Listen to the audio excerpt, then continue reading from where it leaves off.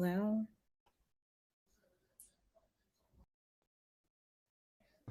Hi, Dana. Yeah, this link wasn't working properly before. I was trying to join you guys. Okay, I'm glad it did work. I did notice a little glitch when I was trying to join us. Well, I do have Jason here ready to go. Okay, let's go. All right. Let's go, yeah. Hi, Jason. Thank you so much for your patience. So while we let you in, this is Dana. She'll be your moderator for the meeting, and we'll be here for tech support if needed. Thank you. All right. Thank you, Renee. Hi, Jason. How are you? Good. Thank you so much for joining me this evening. Apologies for the technical glitch. This is what technology does with us, right? I work with technology. I know it. But okay, so you know it well. If something's going to go wrong, I'm usually around. Well, I should have had a way to message you to ask you what was happening.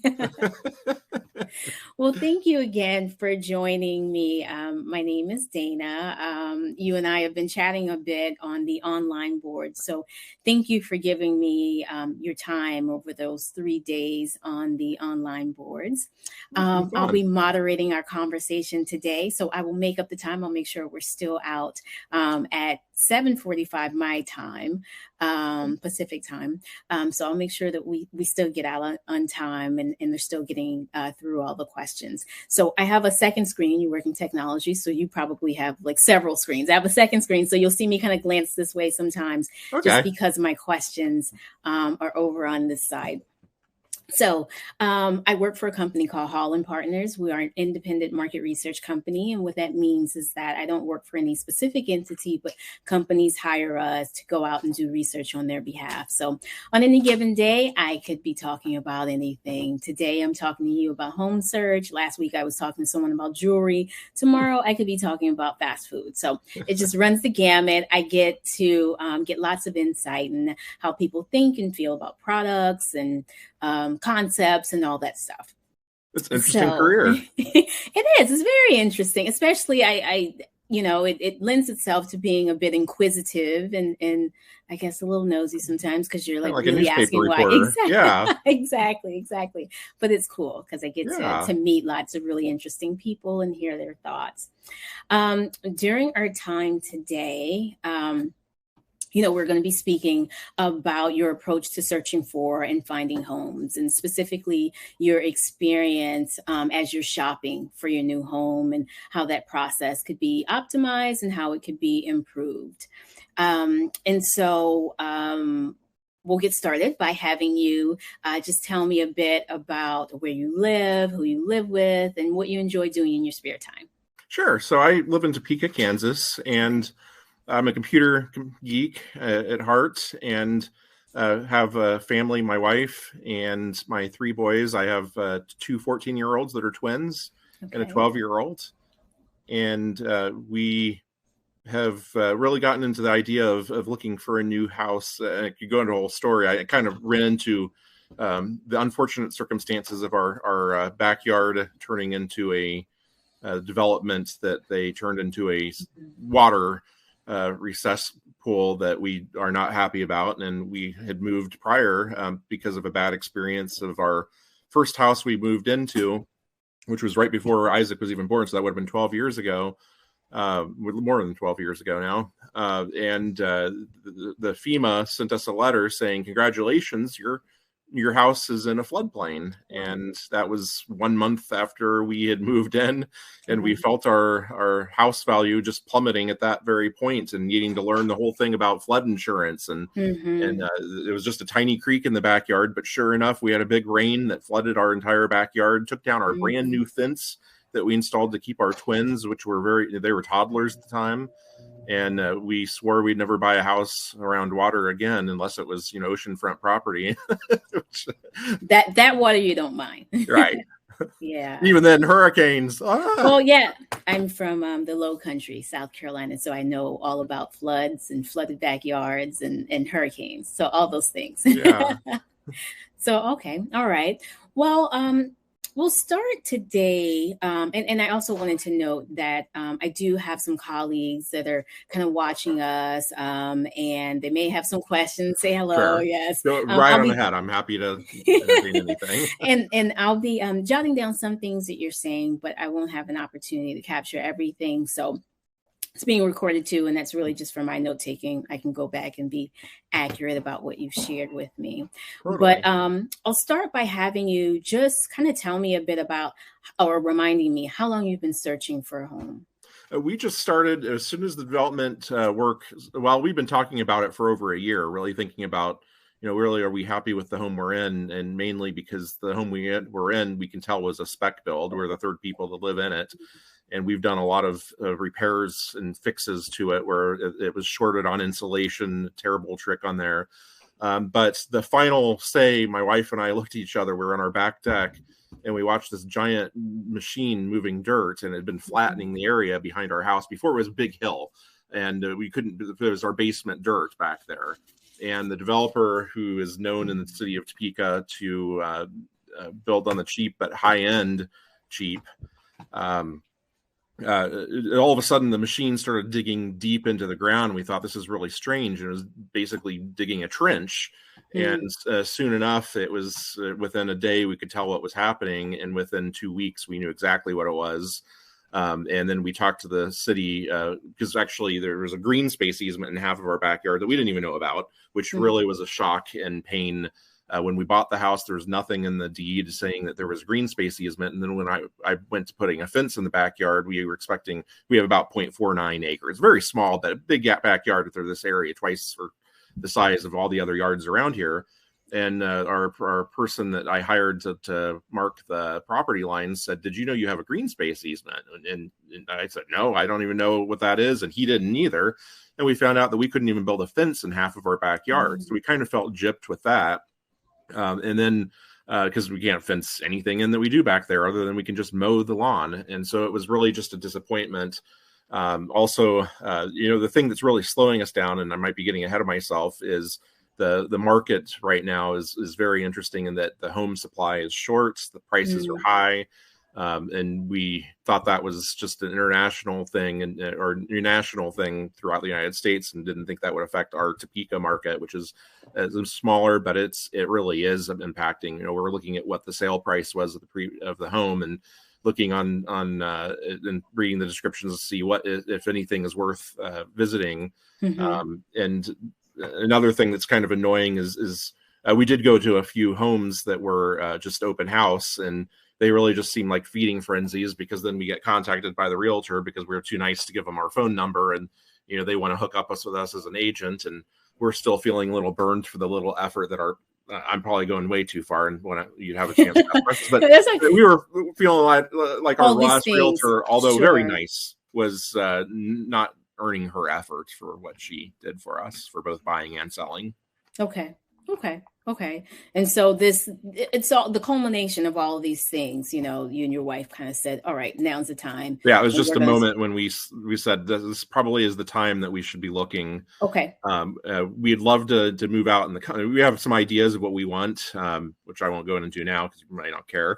But it's an ongoing process that we don't want to make a mistake, but we want to be able to act fast when we do see something we want.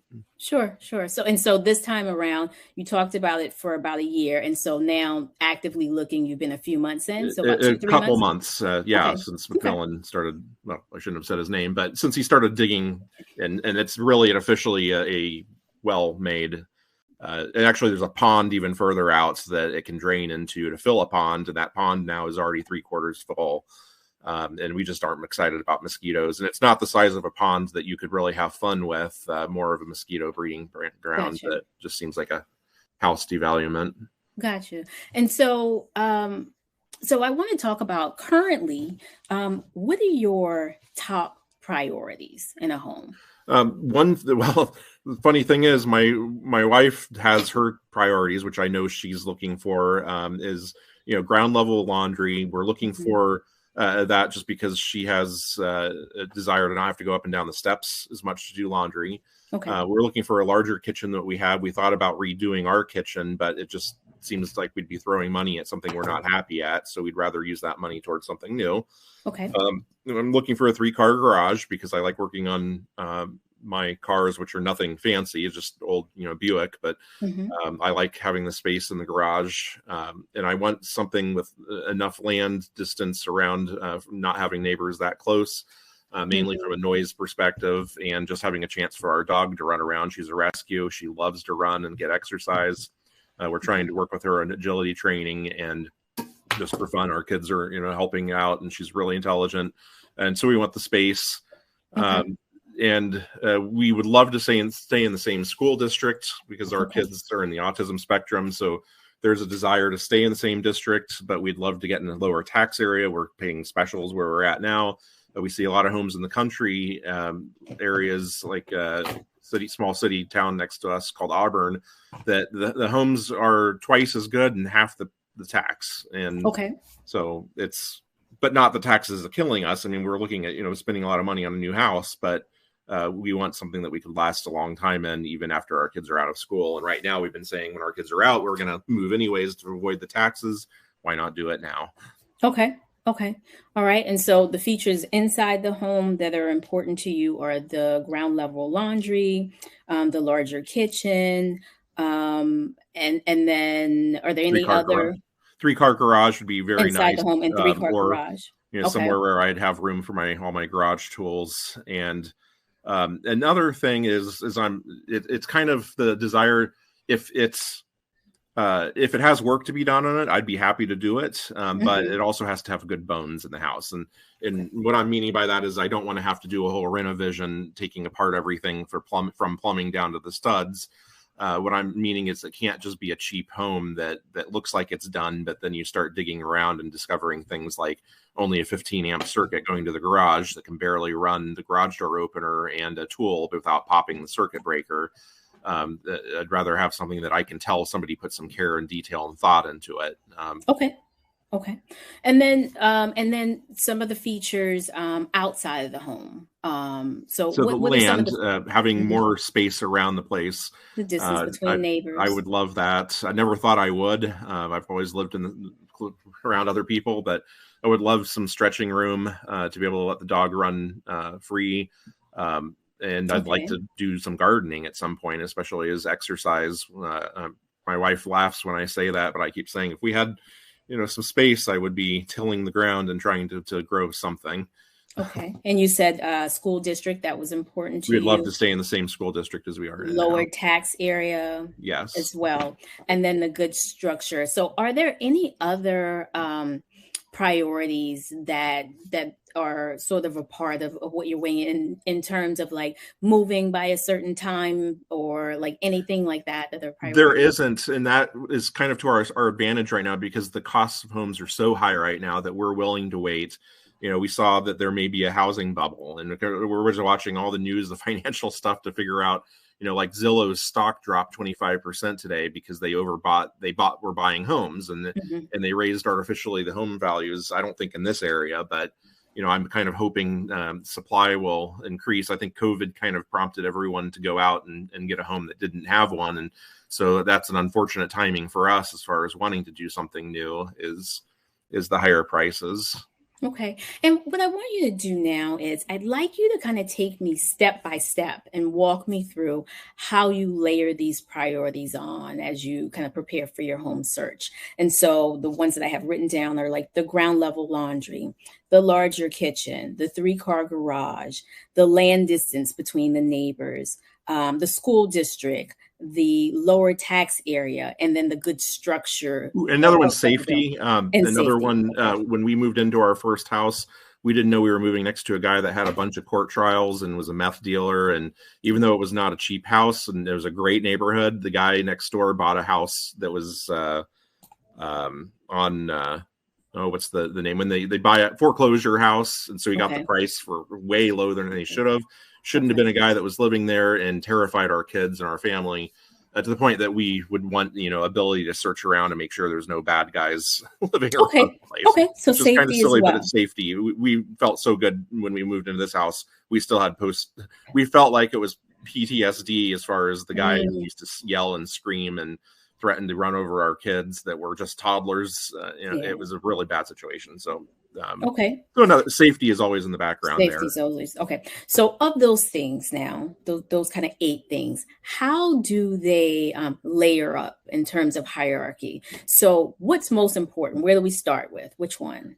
So we actually typically, and we haven't done it for this house, but we'll write out a spreadsheet in Google Docs, and we'll write all of the things that we like or that we want, and then we will look at each property and we'll judge it on a scale of 1 to 5 as to how it fulfills that need. And we're willing to sacrifice some things. We know we can't get everything that's good, so we know there has to be some negotiation in that, and it also includes even the price. And so we write the scores down, and that helps us be analytical to try to remember back to the property what we're looking at. So it's hard for me to say that one thing is absolutely a must-have, although my wife would say. Well, even as you like start to go into your search, right? There's usually a place that you start. So of these 8 things, like number 1, where do we kind of start? And then we like add this on, and then we add that on, like.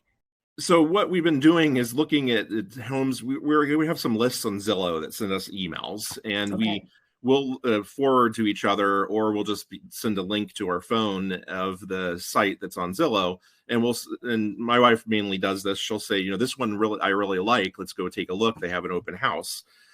There's not anything, there are showstopper conditions where we see something that just from the pictures or the description or the area, or we go into Google Maps and look around the neighborhood.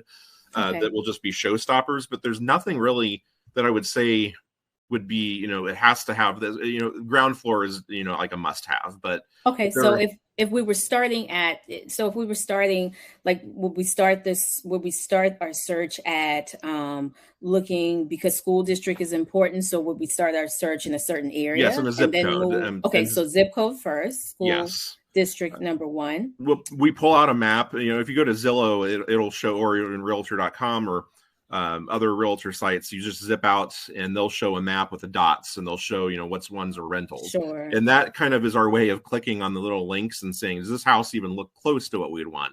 If it was a 1-car garage house, we just click on. There is another way you can filter that is helpful. One of the things, though, is we are trying to figure out how the market is doing. And so we've kind of opened that filter up to like 2-car garage houses, mainly just curiosity to see what are they selling for, how fast are they selling, to know what house. So garage would be a swap out, possibly, right? That's we could see just with the picture, what's going on with the property, and see if it's something that just from the outside house appeal. And then if it looks good, then we dig into the profile and figure out, does this have, ground floor laundry? What are the pictures inside? Okay, so that's number 2. So you said it already. So we started with like the zip codes for the school district, and then we go to ground level laundry. Peeling into the onion of the house and just flipping through the pictures. And I know that sometimes they do pictures where they don't show everything because they're intentionally trying to draw you into the house. Those kind of annoy us, and we were probably even guilty of that when we were selling our other house. We didn't show everything because we wanted people to think, we got to go look and see what's in there. Sure. So some houses, they'll have 120 pictures, and other homes will have 15. And sometimes there's so few pictures, we think it's such a big tease that there's something wrong. We won't even bother to go look at their open house. Okay. So if we started at like school district, and then we looked at like ground level laundry, then what would kind of be next? Are we looking at kitchen? Are we looking at land distance? Are we looking at the tax area? Like, what would, just in your head, what would kitchen would be a definite thing for my wife. And for me, for the benefit of good food. She loves to cook. She wants gas. She would love the idea of finding gas. This house didn't have gas, but we ended up paying a plumber to put it in because it was a must-have. Some areas don't even have gas service, or you end up having to get a propane tank to be able to support it because of the rock that are in some areas. And then tax is not a showstopper, but it's just more of a question of, what is it? It can make or sweeten or hurt a deal, especially if you can tell a house was underappraised. Or it is not a high tax rate right now, but we also understand that whatever the selling price is, the appraiser is going to come by and pretty much update so it. I think what I'm hearing you say is that tax could be a swap out as well. Oh, yeah. 3-car garage and tax could be a swap out. Yes. Okay, so we could do a 2-car garage. I could put a shed in the backyard, and it's not a must have. Okay, so we have school district, then we kind of went to ground level laundry, then we kind of went to the kitchen, and then is land distance next then, or is safety next, or Safety good is bones? definitely next. Okay. And safety is a pretty easy one. So Mhm. my strategy for safety really is looking in the FBI or KBI database to see what's close by, what the offenses were. And there's offenses all over the place.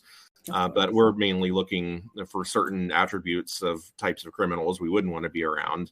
But safety is a hard Next. one because you could have a bad guy move in right next door, you would never know it, and you could have also a neighbor that is a millionaire, but they are a very bad person. Those nightmare Mhm. neighbors that you hear stories in the news about.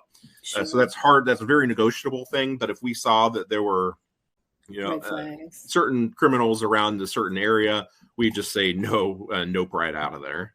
Okay. All right. So now we school district, ground level laundry, larger kitchen, safety, and then is land distance. Is that the next one? Okay. It would be primarily for our dog. We have Okay. one dog. Sorry, I'm eating glucose. Oh I'm no, type it's 1 okay. diabetic, and my glucose is starting to Do what you drop, need so to I'm just do. consuming carbs right now. Okay. Do what I'm you not need trying to to be do. rude by saying yum yum yum. But yes, the land is important mainly from the perspective of just having less proximity to a neighbor is more friendly all the time. But there are so many great homes there in the Auburn area that have such large yards that it would be finally an excuse to tell my wife we need a mower that I can sit on and ride. A riding moment. So one of the things that I've heard some people say is that sometimes when they're shopping for big items like a home, they don't always think about everything they need at the beginning of the search. So imagine that this was a couple months ago when you were just starting the search. Can you recall which of the things that we just talked about were at the very beginning? Like, what were you focusing on? And then when did some of the other priorities come in? That's a good question. I think that's a hard question to answer because Okay. each house had its own variables and things that we were willing to give away or desire, and then we would completely back out, or the house would sell before we could get an offer in, or they wouldn't accept our offer. So that is a difficult one. We could vary based on when the first time we looked for a house, just thinking back to that situation, we didn't know we could look at things like previous sale prices, and so we wished we knew more prior information about the land, mainly because Okay. it helps us with our decision to know, are we getting ripped off, or should they have put some improvement in? I think I would want to know details like, did they do any enhancements to the house while they were in it? Sure. If they didn't and the price jumped up by 30%, I would think that was not a good value home to consider. So of like the 8 things that we kind of talked about, and we layered on the school district, the ground level laundry, the larger kitchen, the safety, the land distance between the neighbors, were they all there at when you started this No, search at the no, no. beginning? So land is one that after we bought the house, we thought, it'd be nice to have even more area between one house to another. But I mean, this particular search, was it Oh, there already at the beginning of this particular yes, yes. search? It was These all basically, it things. was we thought of what did we mess up on, or what did we not think Mm, of for this house in okay. our first house, and now it's become the priority. Safety was not one that was on our first house search. Right. But Land because distance, you're kind of fresh into, you haven't lived in your home that right. long, you remember the things. Got you. Okay.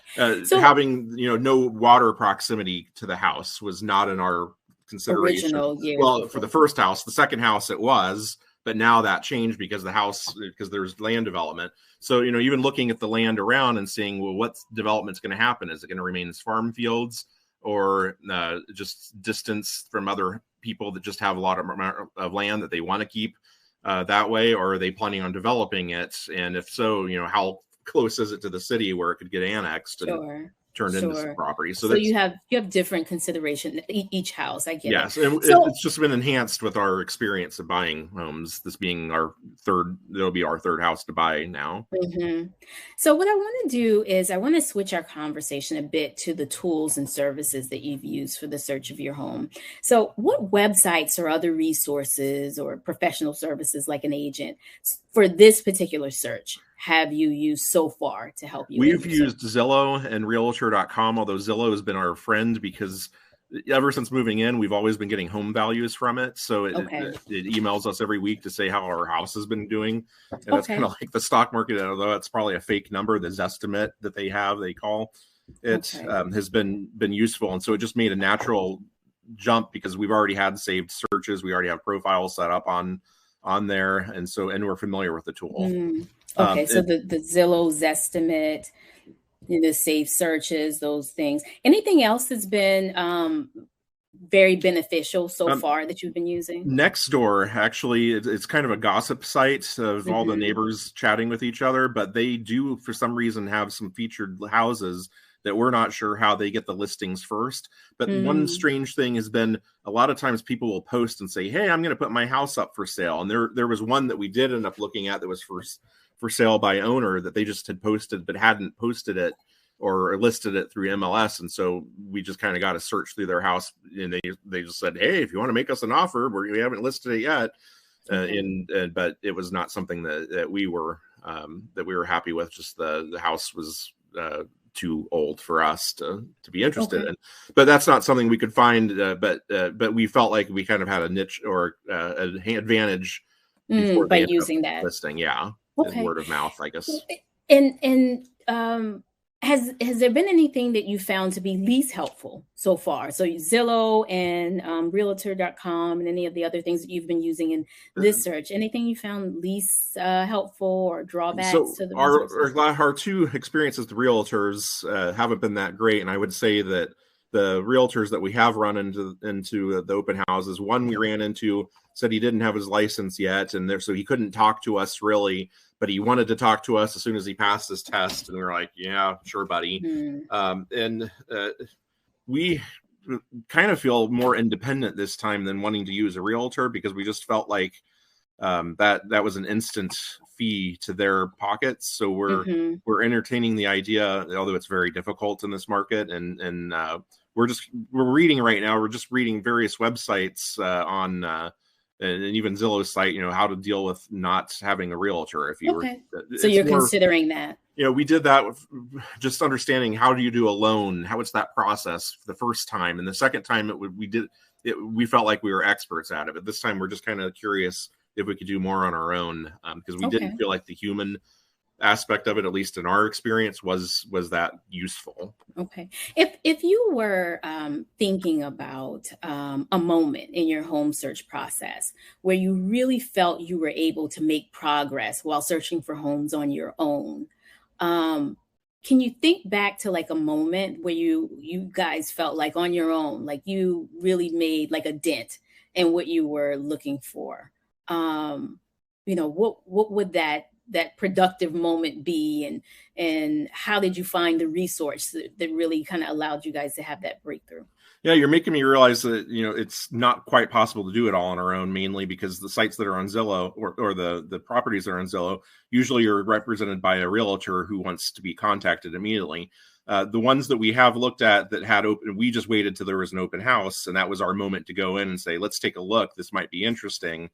And became what they would probably call a looky-loo, with our whole family tromping through and figuring out whose room would be whose, and that was making the realtor that was there drooling over us, thinking we were ready to make an offer. But we already feel like we have a cadence working with each other, my wife and I, on what we want and what we're willing to deal with. We don't get emotionally attached to any one property, where we see it more of a business transaction and a future move, that we just don't want to get attached because it's a business advantage Gotcha. for us not to Gotcha. throw money at something we think we fell in love with. Are there any tools, or is there any specific, like, so far in the journey of your search where you felt like you guys like hit a stride, or like there was something that, like, I don't know, was very helpful or useful in the search that you guys have done on your own?